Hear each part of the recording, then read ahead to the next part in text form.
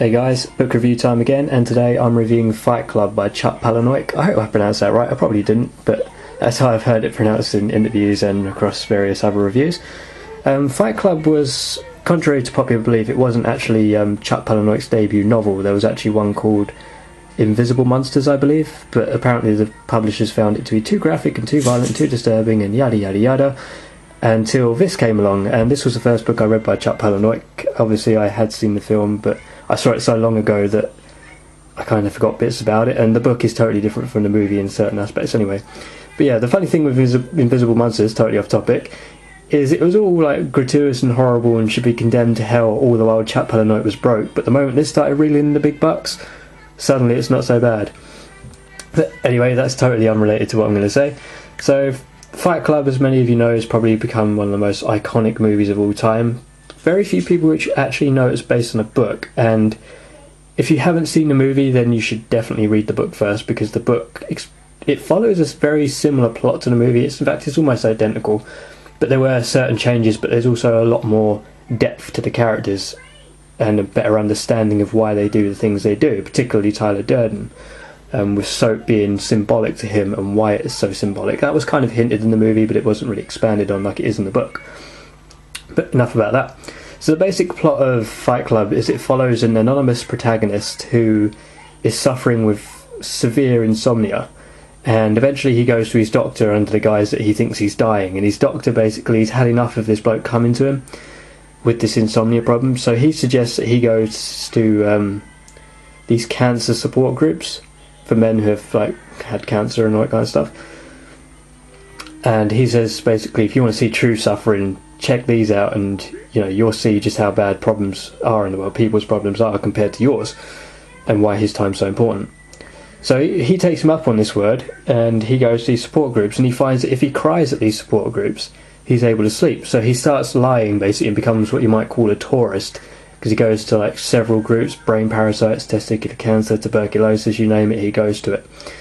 And eventually everything's all fine and dandy until he stumbles across a woman called Marla Singer, who, like him, is another tourist. She's in it for, well, I'm not going to tell you why she's in it, but she's in it for her own reasons, and he can't sleep because every time he sees her he can't sleep, because she's pretty much, he knows she's faking it and she knows he's faking it, so he sort of comes out of his zone and finds it hard to cry, and if he can't cry, obviously he can't sleep.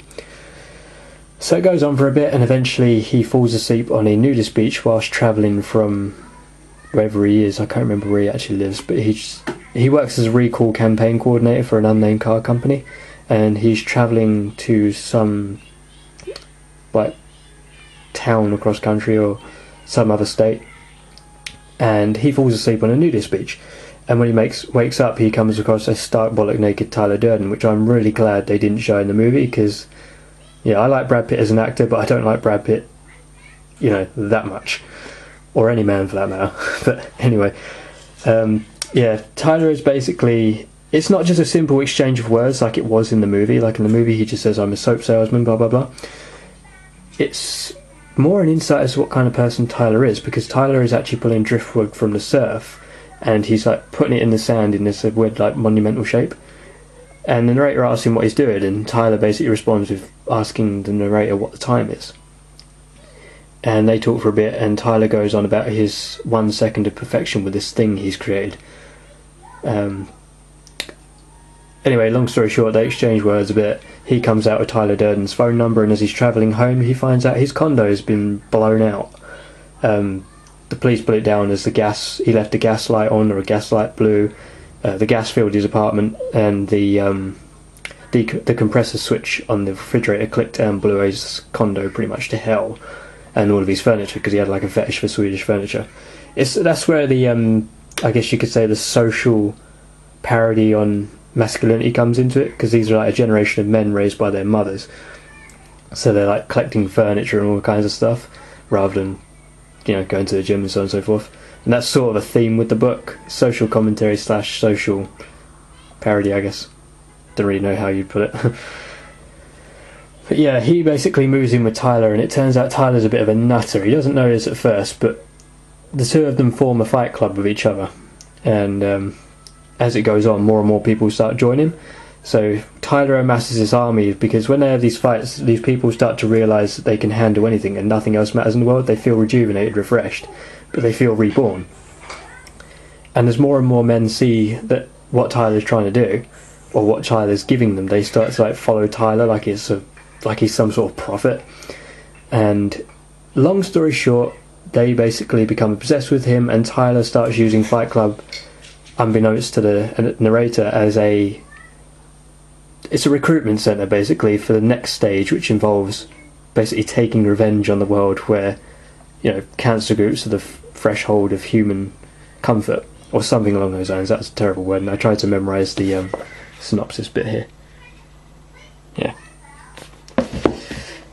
There are a lot of themes in this book. Like, there's a lot of it starts off with minor things like Tyler works as a projectionist and a waiter, and the narrator eventually gets a job as a waiter as well with Tyler, and they start like urinating in people's food, and Tyler starts splicing porn into the like movie reels, like kids films and stuff, like single slides of porn into the projector reels, and that's basically his little stabs at humanity, his little industrial terrorism, I think he calls it.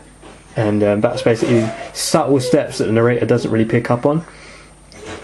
And then Tyler's desires get darker and darker and darker until he's pretty much talking about rebuilding civilization from scratch and blowing up pretty much everything.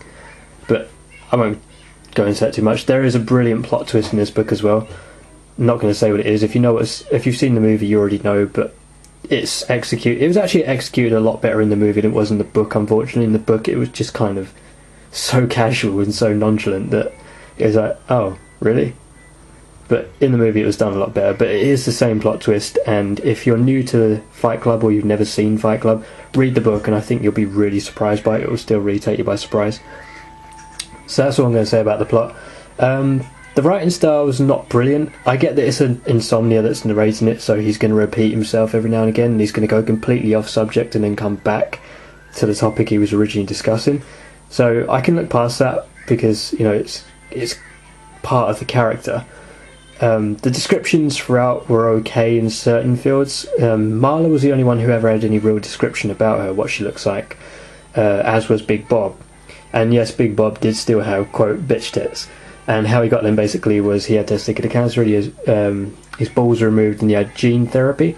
But before gene therapy, he was basically pumping testosterone into his body, like too much testosterone, because he was a bodybuilder.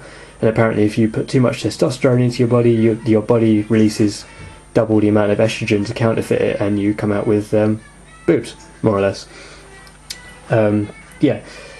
There is a lot of things. Chuck Palahniuk is clearly a very intelligent man, but his knowledge of homemade explosives and stuff like that kind of concerns me a bit. But you'll learn a lot from this book, like historical wise, like the creation of soap and stuff like that, and life lessons and how to make soap. You also learn not to eat at restaurants, because the afterword in this particular edition, let's just say Maggie Thatcher didn't quite know what she was eating. I'm not going to say what it was because it's disgusting, but you can probably draw the conclusion. She had some extra white sauce on her steak, let's just say that, twice. And that's apparently from a fan who was trying to get an autograph from Chuck Palahniuk, and Chuck actually asked him what he'd done, because the kid had mentioned he'd done something, and he pretty much told him that. So how he got away with it, I'll never know. But yeah. What else can I say about it? The pacing's alright. Again, there is a bit of repetition in there, and the characters lack any real form of description about them, but that's only really a minor complaint, because, you know, your imagination's there for a reason, so put it to good use. Well, I'm pretty much out of things to say on this. Apparently there is going to be a sequel to this, and it's going to be graphic novels, so I've heard, but I'm not really sure how that's going to work. But I'm sure Chuck Palahniuk will find a way. It sounds interesting from what I've read, but what I've read's on Wikipedia, so, you know, a chimpanzee could have written it for all we know. But yeah, I kind of... no, hell with it. I do recommend Fight Club. It is a good book. Even if it doesn't sound like it's your cup of tea, it is a really good book, and I think you should at least give it a chance to see if you'll like anything else by Chuck Palahniuk. If you like social commentary, satire, and, you know, philosophical stuff and psychological stuff, and this is definitely worth a look at least.